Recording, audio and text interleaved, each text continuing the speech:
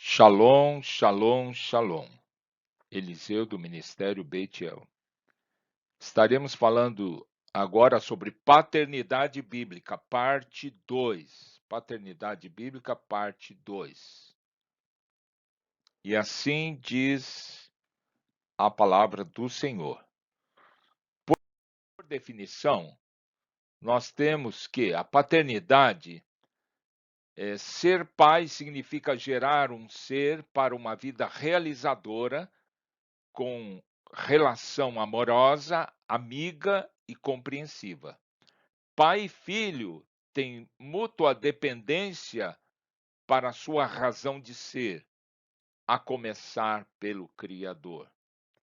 Então, veremos agora, recapitulando, o que nós tratamos aqui na parte número 1, que diz: nós tratamos sobre a criação segundo as espécies, o conceito de paternidade. A divisão 1, nós tratamos sobre o dilema do pai. Nós vimos Corinto, os grupos distorcidos da identidade de pai e filho.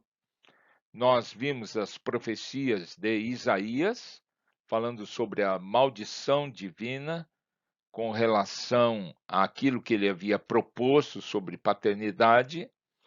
Na divisão 2, nós falamos sobre a ordem do pai, as paternidades de Abraão, Isaque e Jacó, das 12 tribos. É claro que nós vimos também Elias e Eliseu, e os legados deixados por Moisés a Josué, Samuel a Saul, Samuel ao rei Davi, o futuro rei Davi, Paulo a Tito, dentre outros, tá bem? E agora nós vamos estar falando sobre a herança do pai. A herança do pai. Então, nós temos aqui que Abraão conheceu Deus como El Shaddai, o Todo-Poderoso. Porém, os filhos deles já o chamavam de Iavé, quer dizer, o Senhor. Mas pasme. Veja Juízes, capítulo 2, verso 10. Foi também congregada a seus pais toda aquela geração. E a outra geração após ele se levantou, que não conhecia o Senhor. Eu quero chamar muito bem a atenção aqui, que uma geração conhecia o Pai, e a outra geração não conhecia o Senhor, nem tampouco as obras que fizera Israel. Então, nós vamos estar falando agora sobre o legado que os pais deixaram.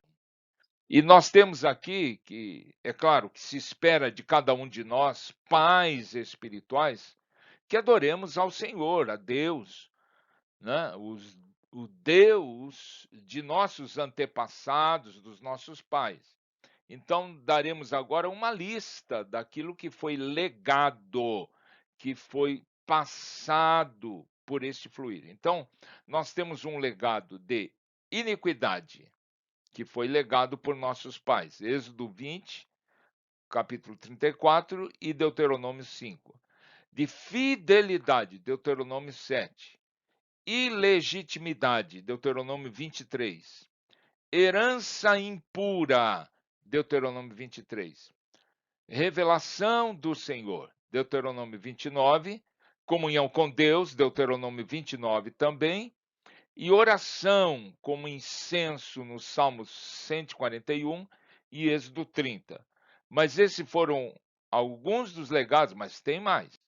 Nós recebemos o legado de expiação, Êxodo 30, descanso, do Êxodo 31, oferta, Levítico 6, unção, Êxodo 30 e 40, estatuto para o serviço, Levítico 10, desqualificação para o serviço, Levítico 21 e 22, liberdade financeira, Levítico 25, vestes, Êxodo 28 e Números 15, e serviço, Números 18. Então, nós temos aqui vários tipos de legado, mas vamos chamar atenção aqui para algo muito importante, um exemplo muito importante que trata sobre Elias. Vejamos, a história de Elias e Eliseu. E aqui nós temos uma figura, um deitando água na mão de Elias, do profeta. Então, representa o legado espiritual entre pai e filho no ministério.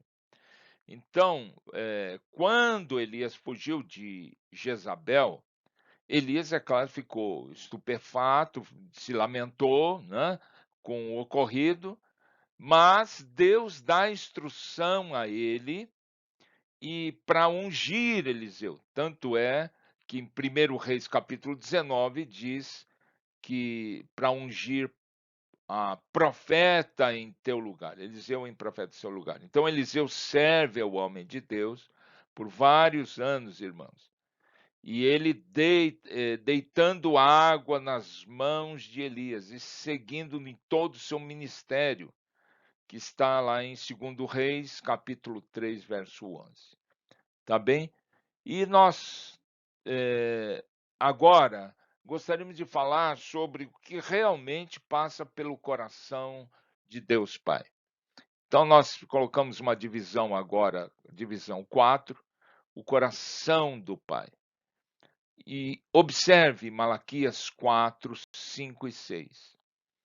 Nós já tratamos sobre o versículo, mas queremos enfatizá-lo. Diz assim: Eis que eu vos enviarei o profeta Elias, antes que venha o grande e terrível dia do Senhor. Ele converterá o coração dos pais aos filhos e o coração dos filhos a seus pais, para que eu não venha e fira a terra com maldição. Então, Elias, na verdade, é um referencial, porque aqui ele já havia morrido e a profecia continua aqui com ele. Por quê? Porque foi a única pessoa na Bíblia a passar uma porção dobrada de seu espírito para o seu filho no ministério. Então, nós vemos aqui que esses dois versículos, o 4 e o 5, ele contém uma profecia, uma promessa de bênção. Para quê?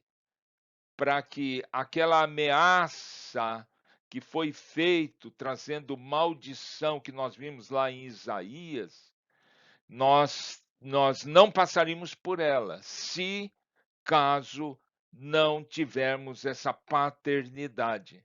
Então, a promessa de bênção é o que realmente vale para Deus, esse relacionamento entre pais e filhos, que deveria ser restabelecido. Tanto é que diz aqui, o terrível dia do Senhor, porque ele converterá, ele transformará o coração dos pais aos filhos e o coração dos filhos a seus pais.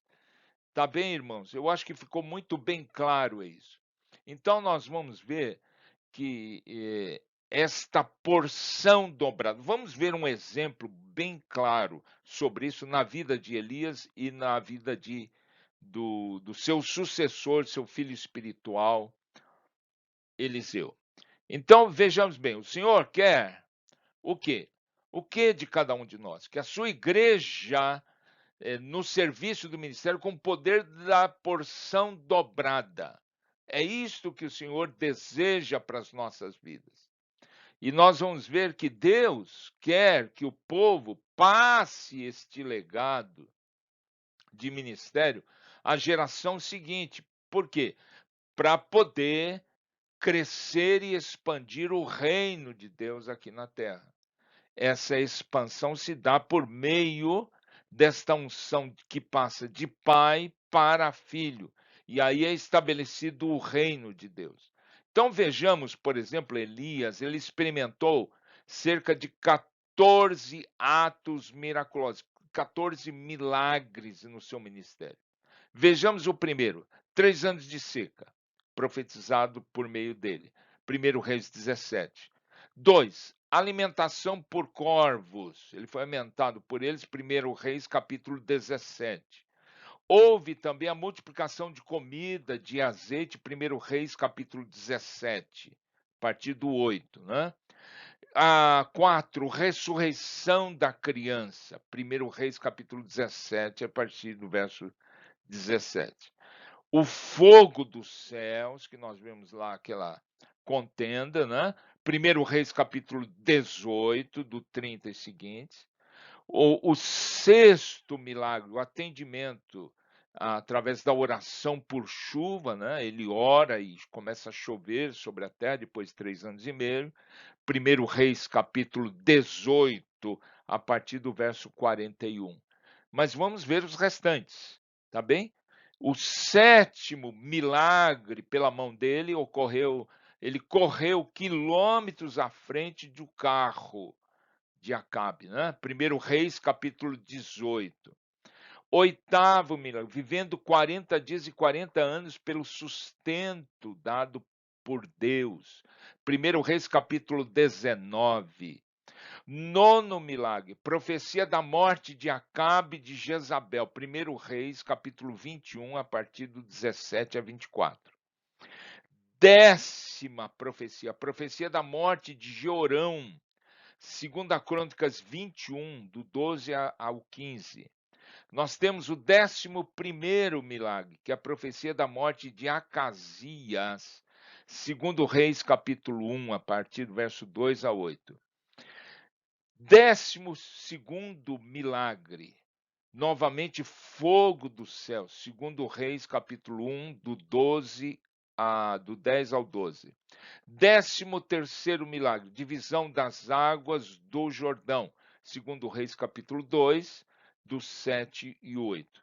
E 14º, a subida de um redemoinho para os céus, né? Onde ele subiu, 2 Reis, capítulo 2, verso 11. Bom, então nós vemos aqui, literalmente, a listagem de todos os milagres ocorridos na vida do profeta Elias. Agora nós vamos fazer um paralelo com a listagem do que ocorreu com o profeta Eliseu.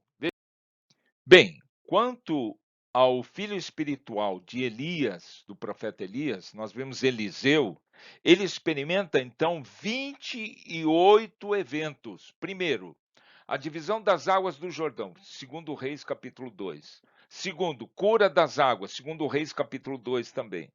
3. A ursas matam os rapazinhos zombadores, 2 Reis, capítulo 2. 4. Enchimento das covas com água, 2 Reis, capítulo 3. Quinto, profecia da derrota dos moabitas, 2 Reis, capítulo 3, do 18 e seguintes. Sexto milagre, aumento do azeite da viúva, 2 Reis, capítulo 4. Sétimo, a mulher estéril dá à luz, 2 Reis, capítulo 4, também a partir do verso 12. Nós temos o oitavo, ressurreição de uma criança, 2 Reis, capítulo 4. 9. O cozido transformado em saudável, 2 Reis, capítulo 4. 10º, multiplicação de pães, 2 Reis, capítulo 4. 11º, cura de lepra, 2 Reis, capítulo 5. 12º, descoberta das ações de Geazi, 2 Reis, capítulo 5.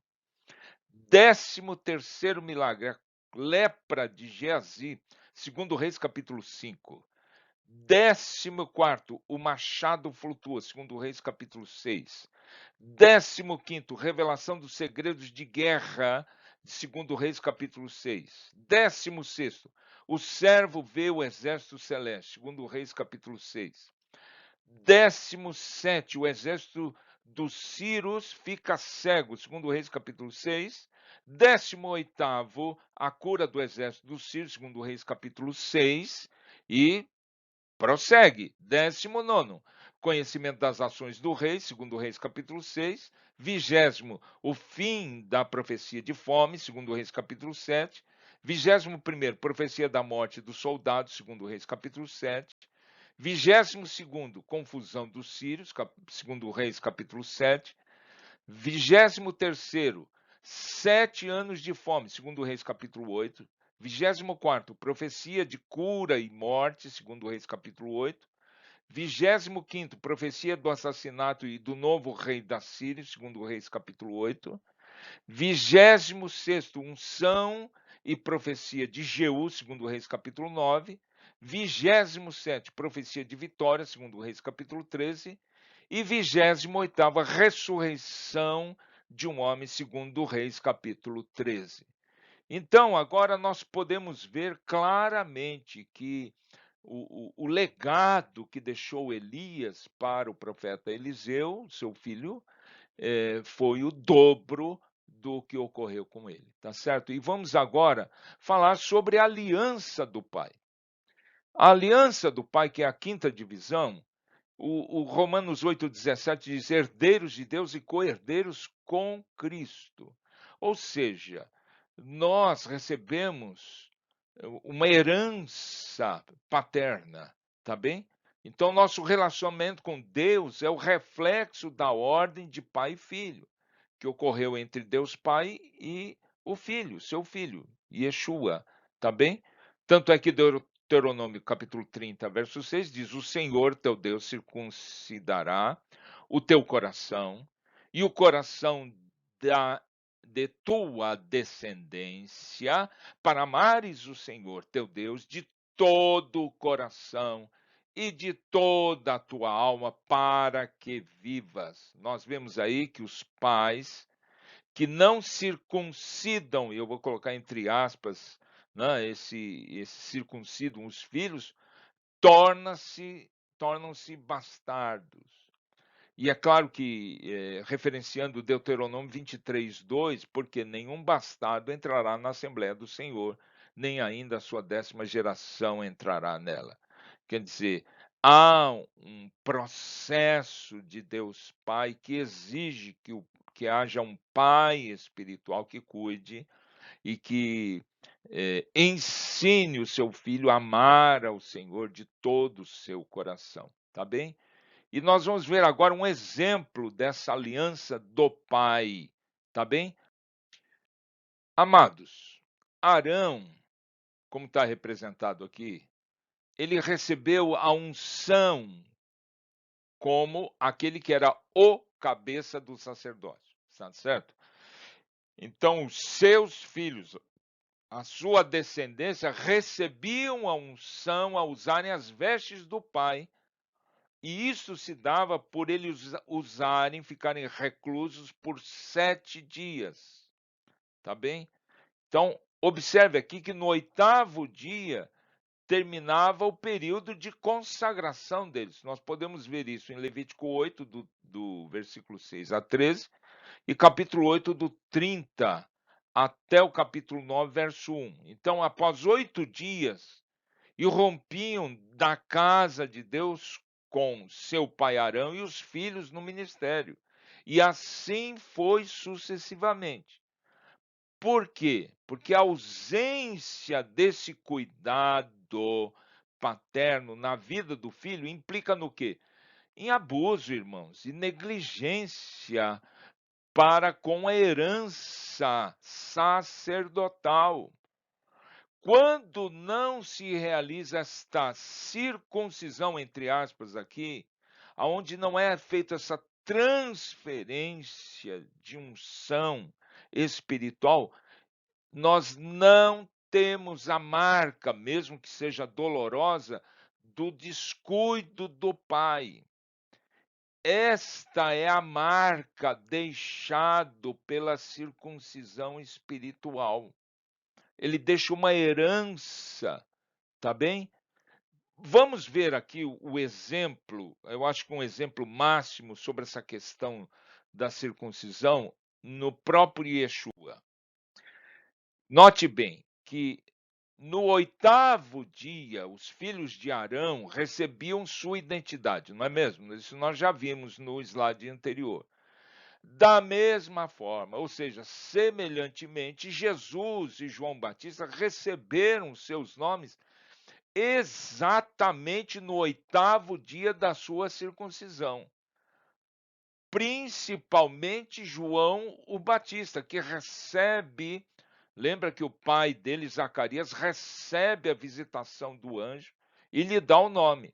O mesmo acontecendo com os pais de Yeshua, tá certo? Que recebe a visitação do anjo, que também lhes dá o nome, tá bem? Mas somente no 8º dia da circuncisão é que eles recebem o legado pela boca do Pai. Então, o que Deus deseja são o quê? Pais espirituais que trabalhem com esse ardor até que Cristo, essa plenitude da unção, seja formado realmente no relacionamento de aliança com Deus. Amém? Vamos então tratar de outra questão, que é a voz do Pai. Isso daqui é muito importante. Ouvir Deus falar. Então, o pai espiritual não é necessariamente aquele que deu a vida no reino, aquele que lhe deu a vida no reino, mas é quem o resgatou os umbrais do abandono, recebendo em seu lar, dando-lhe nome, fazendo filho, através do quê? Do Espírito Santo de Deus. Então, é o reconhecimento desse relacionamento de pai e filho. Vejamos do que nós estamos tratando. Eu sei que é algo que parece complicado, mas veja aqui Romanos 8, capítulo 16, o nosso rabino Shaul, o apóstolo Paulo, ele diz assim: o próprio Espírito, o Espírito maiúsculo aqui está dizendo o Espírito de Deus, testifica com o nosso Espírito, quer dizer, o Espírito dentro de cada um de nós, né, essa ligação com Deus Pai, que somos filhos de Deus.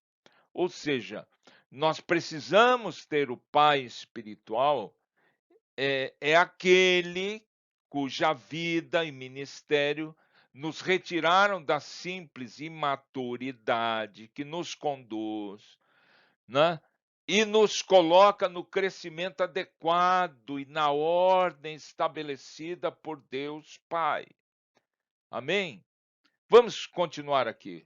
Olha só bem esses textos aqui. Nós vamos ler dois, mas eu vou começar com Romanos 8, que diz: porque não recebeste o espírito de escravidão, para viverdes outra vez atemorizados, mas recebeste o espírito de adoção, baseados no qual clamamos Abba, Pai. Veja aqui que há uma ligação de pai e filho, que não precisamos ter mais medo, porque nós recebemos esse Espírito através dessa ligação pai-filho. Vejamos aqui também, Mateus capítulo 16 vai tratar sobre isso.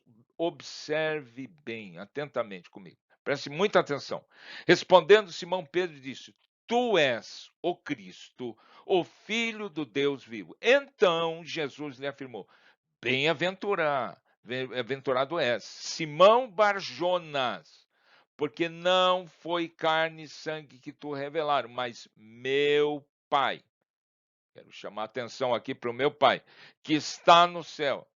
Também eu te digo que tu és Pedro, e sobre esta pedra, a vida, né, de Yeshua, edificarei a minha igreja, e as portas do inferno não prevalecerão contra ela.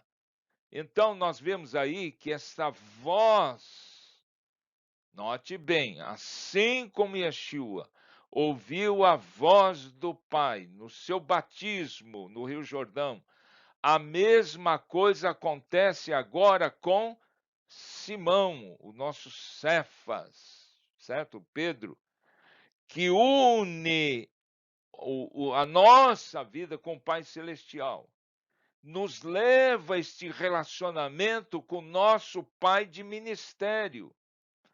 Note bem aqui algo muito importante que eu queria esclarecer sobre o nosso Pedro. Pedro recebe a palavra rema procedente do Pai, tá certo? Como consequência, então, Pedro não foi mais conhecido pelo nome do seu pai terreno, que era Bar Jonas, ou seja, filho de Jonas, né?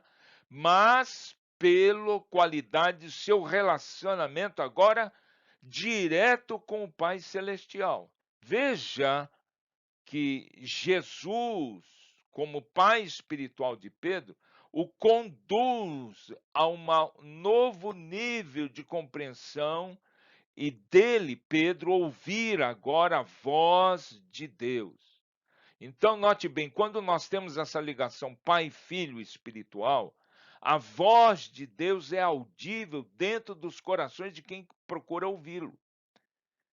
Tanto pais quanto filhos se reconhecerão uns aos outros através do quê? Do clamor de um pelos outros, mediante a conversão dos seus corações. A conversão de quem? Dos pais aos filhos e dos filhos espirituais aos pais espirituais. Tá bem?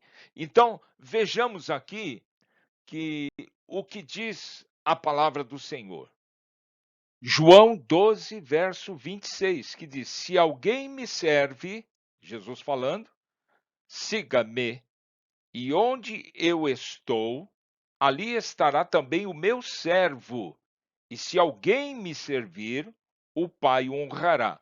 Do que Jesus está falando aqui? Ele está falando basicamente, se você quer saber quem Yeshua realmente é, ele deve aceitar, deve seguir esta mesma ligação que ele tem com seu Pai do céu. Dentro desse relacionamento pai e filho. Ou seja, se você quer me conhecer realmente, você quer me ver como eu realmente sou, vai ser por meio deste processo de relacionamento pai e filho. Aonde ele será marcado com esta imagem de pai e filho, né, que estará dentro de Yeshua. É este relacionamento íntimo, pessoal que ele tem. É claro que aonde Yeshua está, você vai encontrar o quê? As honras do Pai. Ou seja, nós veremos dentro desse relacionamento pai e filho, o pai honrando também a vida daquele que serve a Jesus. Amém, irmãos? Então, estamos finalizando aqui a parte 2 e nos preparando para a parte número 3, que é a finalização. Vamos orar então, Senhor nosso Deus, nosso Pai, nós queremos te adorar, porque o Senhor tem nos ensinado este processo, Senhor, que existia entre o Pai e o Filho, entre o Pai, Deus, e o seu Filho, Yeshua HaMashiach. Senhor, que nós possamos ser marcados, queimados por esta imagem, Senhor. E aonde o Senhor está, nesta condição, nesta qualidade, nós possamos também fazer parte desta ligação. E sabemos que quando participamos desta ligação pai e filho, o Senhor nos honrará e nos dará os mesmos comandos que deu ao seu filho. Nós, Senhor, queremos abrir, escancarar o nosso coração para esta realidade e te adorar e te bendizer. Prepara o nosso coração, eu te peço, em nome de Yeshua HaMashiach, Jesus Cristo, o teu Filho amado. Amém.